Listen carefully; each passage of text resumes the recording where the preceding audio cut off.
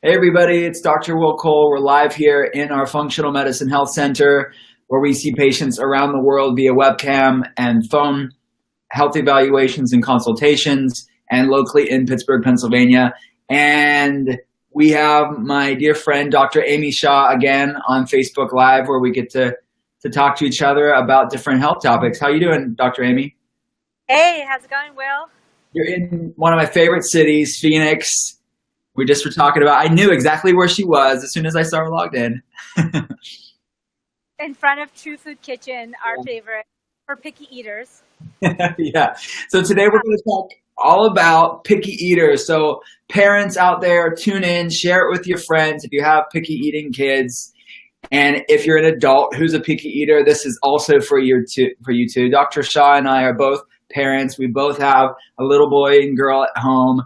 So we are experts not only in health and functional medicine and wellness, but also parenting and making this realistic and practical for us parents. So I'm excited to talk with you about this, Dr. Shah. Yeah, and I'm totally well versed in the picky eater world because unlike, in my practice where I can tell people what to do and they actually listen, my kids at home, um, they just want to eat things that taste good and don't really necessarily understand the larger meaning. And I'm sure a lot of people face the same issues. I don't know if you do. Your kids sound like they are pretty healthy eaters. They're picky, but my son is definitely pickier than my daughter, and I think Yeah, all of his parents can attest that. You can raise the kids the same, but like they each have their own tastes, and some are pickier than others. And it's my son is for sure the picky eater in the house. So someone just said, Helen McGrath just said on Facebook, my grandson is a picky eater. So we have some people resonating, well, yeah. resonating with them. So for sure, share this with your family so they know this what's up. So let's jump into it. What are some things that you do to help with picky eaters in your life, Dr. Amy? Okay, so I was thinking about this, the things that actually really work, because the thing that's worked the best for me, and especially for my son, because it also depends on their personality. Just like you said, I have one super picky eater, is introducing it in a social setting. For some reason, every time we've been able to like break down barriers with some healthy foods, it's been because we are in the company of other children who are eating that food. So if you happen to know that your best friend's child loves to eat vegetables, it might not be a bad idea to introduce it when they're all together. I've noticed that they tend to be trying more things, egg each other on, and much easier than force feeding them and forcing them to try it on their own. I found that to be my like go to. Although, of course, as you know, it doesn't always work out, but it's worked out a few times. For example, speaking of True Foods, they have these edamame dumplings in True Foods, which are very a complex taste because they use there's all these flavors and it's really rare for a picky eater to like that. But we were here with a group and somebody ordered it and other kids ate it and my son loved them and now it's like his favorite food ever. That's So awesome. what about you? So some things that I would say is for parents to, and then this is a crazy thought, but decide what's in the kitchen. You decide what's in the kitchen. We decide what's in the kitchen as parents. So when you're in the house, if there's not, if you don't buy junk food, there's not going to be any junk food there. I mean, obviously, as kids grow older, maybe teenagers, a little different story. But as kids are growing up, if you don't have it in the house, it's really not an option. So that's one easy thing, at least when you're home. And then I also would say too is let them get involved in the making process. It helps me, especially with my daughter, is kind of showing her like how you can do this, and she's creative and likes getting involved with this. And when she actually gets involved in healthy eating and food prep, she's more inclined to be proud of what she's done, want to share it, and make it more fun instead of this thing that dad or mom are telling them to do. Okay, you know what doesn't work, at least for us, is I know there's all these like tricks and sneaky ways to sneak in things into mac and cheese and all that stuff. I have found in my experience that the more you try to trick your kids, especially as they get older, the more they don't trust you and the more that they resent the healthy food. I found that actually telling them that something's healthy and offering them is much better than making a healthy mac and cheese. That's kind of what they view as a trick or a sneaky food. I'd agree with that. I think that's definitely very valuable information because you're right. Kids learn pretty quickly. Hey, like you put something in here that wasn't so good, and they're like, "What are you? You're always trying to fool me and to pull one over on me." I think that you can be upfront, especially as they're even like 5, 6, 7, and older. Like you can really rationalize, hey, look, this is what it is. I want you to at least give it a try. You don't have to love it, but we're at least going to try it, and let's hope when they try it, they at least enjoy it to a certain degree. And I think that's also something else that I think is good for us parents of picky eaters and grandparents of picky eaters is to focus on all the things you can have and not and kind of shift your perspective versus like, I can't have all this stuff, but really focus on like, look at all this good stuff that you like and focus on the stuff that they do enjoy. And then as they get older, there comes a point where some adults don't even learn this, but there's some foods that you may not love, but you tolerate okay because it's good for you. And that's a sign of growth and maturity and character that I think is a lost not only in adolescents, but in adults and many times that people just only have to eat because it's superbly amazing to the taste and not for any other reason. And it's sort of this addictive quality that if it doesn't fit that addictive quality, they just don't want it. It's like the eat to live, not live to eat. I think that's such a great simplified quote because it's so, you hit the nail on the head. I think most of the people who have trouble with eating healthy foods, adults and kids included, it's because they eat for emotions. They eat because it makes them feel good or happy, or it picks them up when they're tired. And those are all the wrong reasons to eat a food. Like, you don't want to be dependent on chocolate and sugar and caffeine to give you the feelings that you should be feeling otherwise. It's like you're running away from your true feelings inside. Absolutely. So many people use food for all types of emotions, and it's something that starts young. And I think even that's another tip for our parents and grandparents of picky eaters is don't overvalue dessert and junk food as like a treat and a reward for something that is good. That's like them telling them they need that when they do something good, they're going to go have a treat. That's just, it's not what it's meant for. It's kind of, it's setting them up for really bad habits later on in life. And, it's based on personalities and whatnot. It can be a bad recipe for a disaster. Any other tips that you implement in your life, Dr. Shah? Well, just to follow up on that story, I clearly remember in high school sitting down with some of my friends during graduation, and one of our friends really struggling with that and saying that all her life her parents had rewarded their grades, like with their favorite dinner for the night, or birthdays with their favorite cake and their favorite dessert. And anytime something good happened in her life, they would reward her with food. And she was recognizing that now every time she was happy or excited or wanted to celebrate, the first thought in her head was sugar and dessert. And that's fine to have sugar and dessert sometimes. I'm not saying that it's a bad thing, but to equate that with a reward mechanism in your brain is something that you can really change when you have younger kids. So people that have younger kids, really keep that in mind when you're rewarding kids. Why don't you reward them with a trip to their favorite store to get a little toy instead of baking them a cake, for example? Mm-hmm. Yeah, I think that's good. Or just congratulating them and saying like, this is awesome job. You did a great job. I don't think that we always, like you need food to, somehow make stuff in general. Yeah, right. So another idea that I had was visiting a farmer's market. So kind of really getting them out there and seeing where their food comes from. Again, involving them in the process, because sometimes, especially in today's society, we're so detached from food and where it comes from. I think it's important to kind of a shop local, but b involve your kids into this process. What do you think? And to piggyback off of that, having a garden is Oh, that's like great. one of the best ways. They will never taste, they will never know where these things grow. A lot of these kids these days, including my own, they don't know how things grow or how something goes from a flower to a vegetable.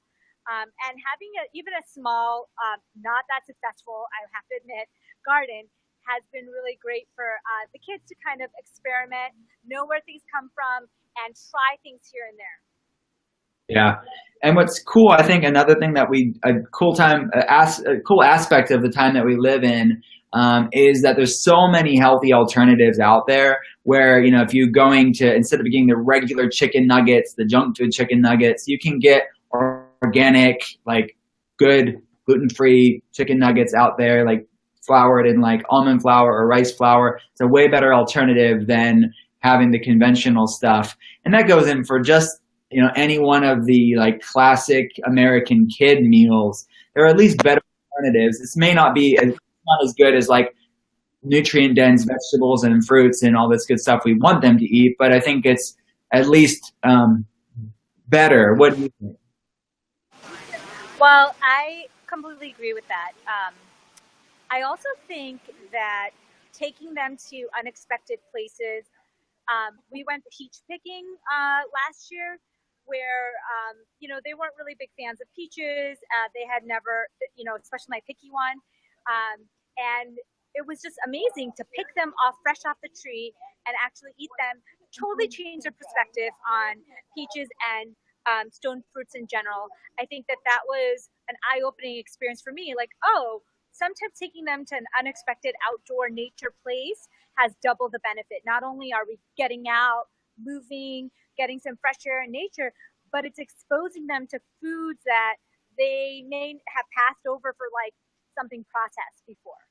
That's good. What do you say to the picky eating adult that's like, I want to eat healthy, but I don't like anything? My favorite vegetable is like French fries. What would you say to that person? Okay, so there's this famous article in the New York Times about how the junk food industries kind of try to rewire our brains, right?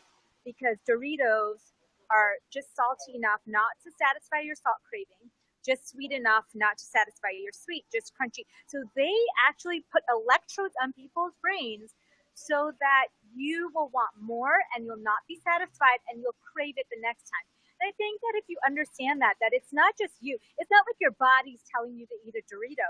It's that they have engineered Doritos and Coke to play with your mind chemicals.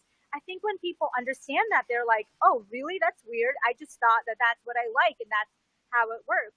No, it's because they know how your brain chemicals flow and they can really tap into that. So you need to step back and say, all right, I'm not going to let these companies and these addictive foods take over my life. I'm going to be in control. Like, who's in control? You know what I mean? I Like, love we're in control, but it's really sometimes these emotional triggers that are in control. Yeah, that's so true. It creates this awareness and detachment of maybe a consciousness of really noticing, okay, who's at play here and why am I craving the foods that I crave? And it makes people more aware. That's a really good point because people don't like being taken advantage of or made Yeah, of. And it's true. And a lot of my patients say, well, if it's so bad, why do I crave it? You know, maybe my body needs yeah, exactly, exactly. your body is not, you know, does not have a Dorito deficiency or a Coke deficiency. There's another reason why you're addicted to it, and it's not because it's a deficiency in your body. Um, so yeah, definitely the engineering of foods to it's brilliant marketing. It's so you keep coming back and buying these things, and it makes you insatiable to these cravings. So, what are any other ideas for the adult picky eaters out there? Yeah, so one of the things I said, kind of similar to what you were saying, healthy versions of things that you might not have the willpower or you might not be able to give up yet. for people who are trying to get off soda, I think this is a big thing that we deal with. I also crave sparkling things all the time. And so I think, like you said, there are healthier versions now. You don't have to give in to the Pepsi and the Cokes. You can Yeah. say, I'm going to have some flavored seltzer water, or I'm going to have flavored seltzer water and put some oranges in it, or whatever, or even do half and half, like a soda and seltzer or whatever, or do a natural sugar one. There's so many options. We don't have to be, we're not trapped anymore. Even at airports, there's like more than one option out there. We should be able to make better choices. Yeah. I mean, even with Starbucks, which is, everywhere, you can get dried fruit, plain dried fruit. You can get like almond flour treats that still have sugar in it, but it's a grain-free option. So really cool stuff. If Starbucks is getting on the bandwagon, guys, where are you? And you mentioned the carbonated water. My team here makes fun of me. Oh, yeah, love that stuff. So yeah, it's a better alternative to having soda. You can get LaCroix. It's naturally essenced. Some people mentioned to me when I posted about it, they said there may be some BPA in the cans. I mean, you don't want to go overboard on these things, but I definitely think it's a better, no doubt, it's a better alternative to traditional soda. Speaking of that, I wanted to say something on that. That when you're talking about picky eating, I would say whether you're an adult or child, focus on the big picture. When you said the BPA thing, it made me think. There's so many people who will say, "Oh no, I can't have that because it has, something small, whatever." And what I see is like focus on the big points. Like there's a million watching out for, checking for, and even you and I being educated in this world, you can't avoid everything. But if you focus on the big things, like getting, 5 greens a day to 5 servings, or focus on lowering that sugar load, the white sugar. I would say those two. If you just did those two, and then add more water, those 3 things can really clean up your entire diet. Yeah. And then little treats here and there, or you don't have to beat yourself up over it. Right. Which stress is not good for your health either. So. Yeah. Yeah, I think you're totally right. It's not to get caught up in every little detail because you could drive yourself crazy. You kind of have to do your best and then give the rest up and say, look, I'm going to not be stressed about this either, which is not healthy. So, Dr. Shah, tell everybody, I didn't get to introduce you at the beginning of this. Tell everybody about you. Tell me if you have anything new going on so everybody on my page can know about it, and where can people get a hold of you? Okay, so I'm Dr. Amy Shah. I should have said that in the beginning, but I am Dr. Shah. I am a traditionally trained physician, which means that I chose to go to medical school, and I did my training at the Harvard hospitals and the Columbia hospitals, and did a very traditional medical training where I found that I got such amazing knowledge, but I wasn't able to impart the nutritional stuff. Like very little does Western medicine cover. It helps you when you have a bad antibiotic or bacterial related disease. It's amazing if you have a fractured leg.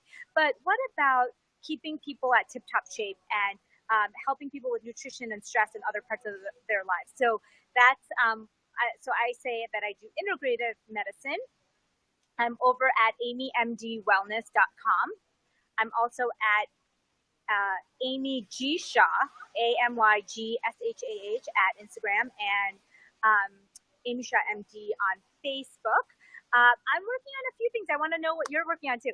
So I'm working on, I have a supplement, a combo supplement that is doing really well. People are having good success with. So it's called Balance and Restore. I only make one supplement because I'm not a big believer in taking pills for your health. It's really about what we were just talking about today: healthy eating, exercise, sleep, and stress.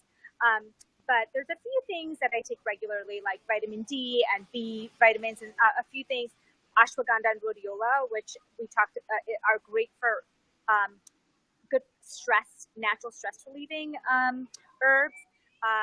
So that's my product. And then I'm working on a book. And I'm working on, I do lots of online consults. Those are the top three things. How about you? Cool. I have lots of cool stuff, but Be Live is wrapping us up right now. We only have 20 minutes on here. But I'm Okay. working on a book. It'll be out next year. Everything's at drwhirlpool.com. All that good stuff. Dr. Shah, I am so thankful to have you as my friend and excited that we got to talk to get together today. Yay. Thanks, Will. I'll see you in 2 weeks in Arizona. Yeah. See you then. See you soon. Take care. Bye.